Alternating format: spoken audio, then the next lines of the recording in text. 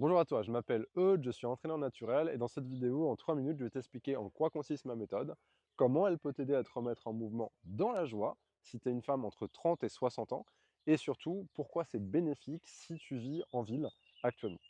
La méthode d'entraînement naturel, c'est une méthode qui est inspirée des peuples autochtones, qui reprend le développement de l'enfant. L'idée, c'est tout simplement de se dire, en fait, si on a un corps, si on a des mains, des bras, une tête, c'est parce qu'on a pu se développer nos capacités en contact de la nature pendant des millénaires. Et donc, tout ce qu'on est en capacité de faire aujourd'hui, c'est grâce à cette évolution-là. Et donc, se sentir bien physiquement et mentalement, la meilleure manière pour ça, d'atteindre cet objectif, c'est de se remettre à bouger naturellement. Ça veut dire quoi? Ça veut dire être en capacité de marcher, de courir, de sauter, d'escalader, etc., etc. Mais je t'arrête tout de suite.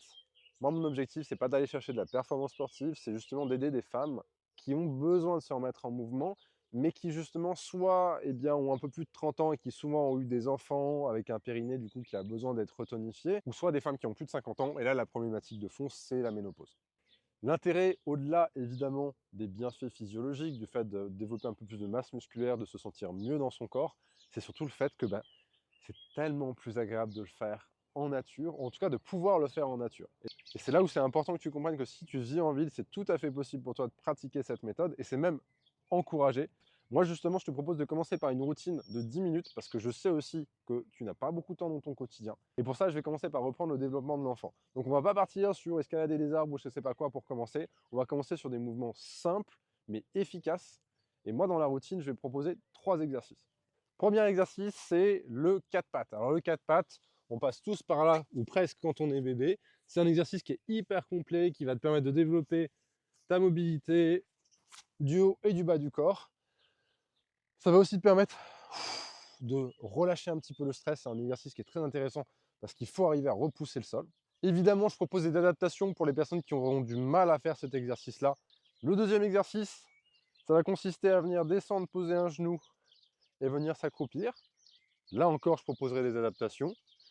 Et le troisième exercice, ce sera un exercice de respiration. Il s'agit de reprendre vraiment des fondamentaux et tu peux le faire dans ton salon. Même moi, je t'encourage de commencer par là, dans ton salon.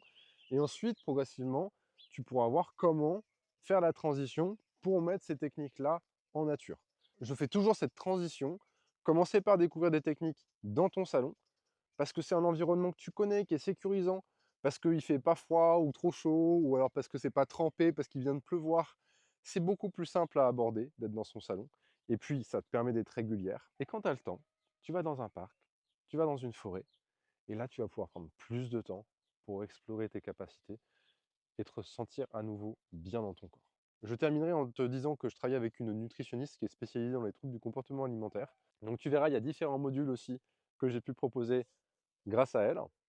Parce qu'évidemment, quand on veut retrouver de l'énergie, il ne suffit pas uniquement de bouger, il faut aller chercher plus en profondeur sur la nutrition et évidemment d'aller chercher aussi au niveau de ses émotions.